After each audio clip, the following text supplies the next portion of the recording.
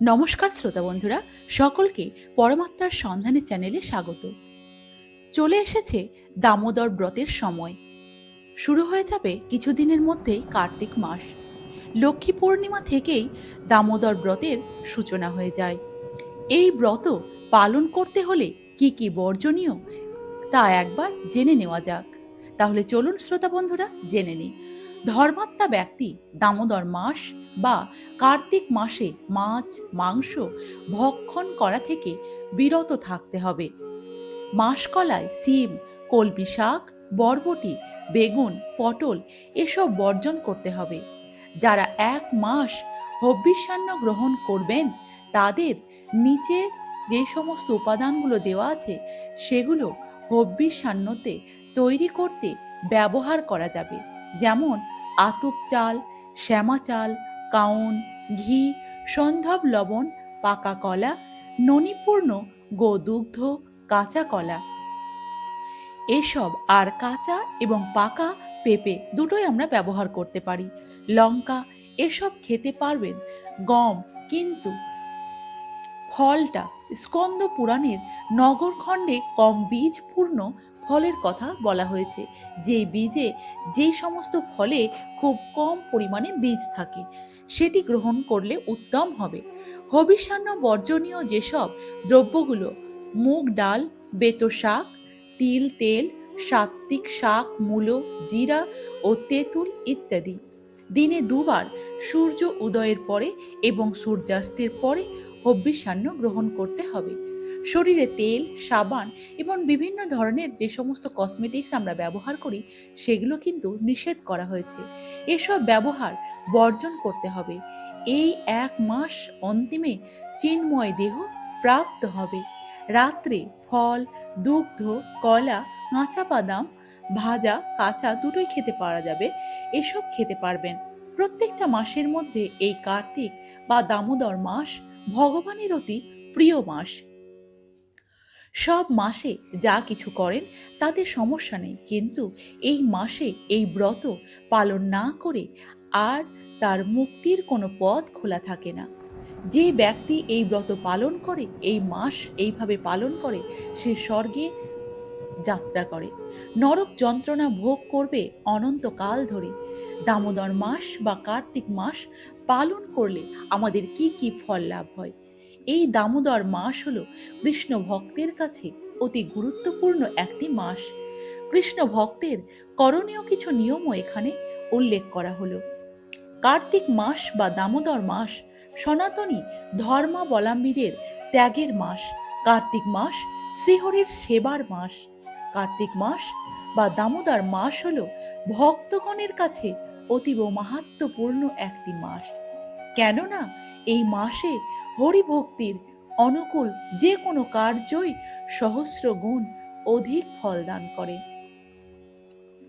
ভক্তি ভরে স্বল্প পরিমাণে ভগবত সেবা সম্পাদন করলেও ভগবান শ্রীহরি খুব খুশি হন, সেই ভক্তের উপরে মুগ্ধ হন, প্রসন্ন হন। বিশেষ করে কার্তিক মাসের অন্যতম একটি ভগবত সেবা হল ভগবানের মন্দিরে বা গৃহ মন্দিরে ভগবানের উদ্দেশ্যে দীপ দান করা।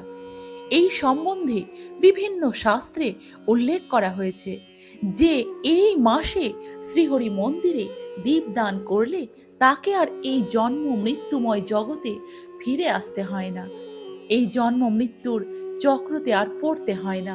শ্রী হরি ভক্তি বিলাস গ্রন্থের 1600 অধ্যায়ে উল্লেখ রয়েছে কার্তিক মাসে দেবালয়ে ভক্তি ভরে দীপদান, অখণ্ড দীপাবলির আয়োজন, বাড়িতে দীপমালা সজ্জা ও আকাশ প্রদীপ দান করলে ভগবান শ্রীহরির শুভ কামনা লাভ করা যায়, তার দয়া লাভ করা যায়।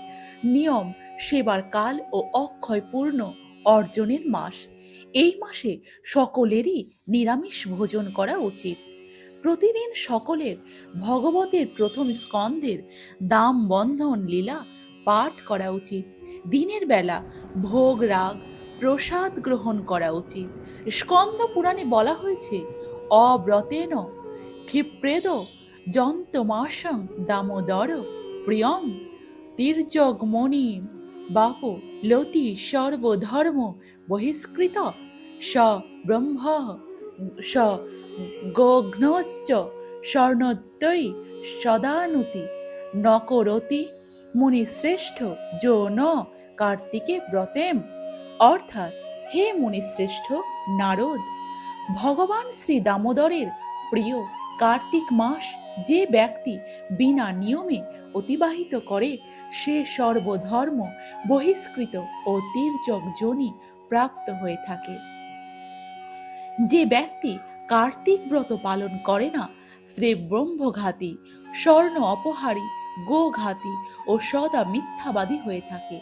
দামোদর আরতি নিবেদনের নিয়ম: ঘৃত বা তিলের তৈলযুক্ত কর্পূর মিশ্রিত প্রদীপ দ্বারা ভক্তি সহকারে ভগবানের চরণে 4 বার, নাভিদেশে 2 বার, মুখমণ্ডলে 3 বার এবং সর্বাঙ্গে 7 বার ডান দিক থেকে প্রদীপ ঘুরিয়ে আরতি করুন।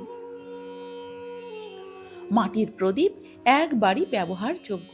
এ প্রসঙ্গে আর একটি কাহিনী প্রচলিত রয়েছে।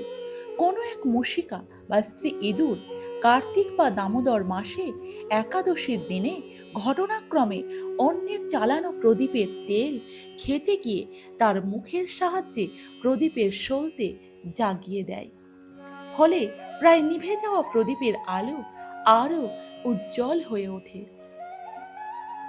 এবং এই সুকৃতির ফলে তার বৈকুণ্ঠ লাভ হয়।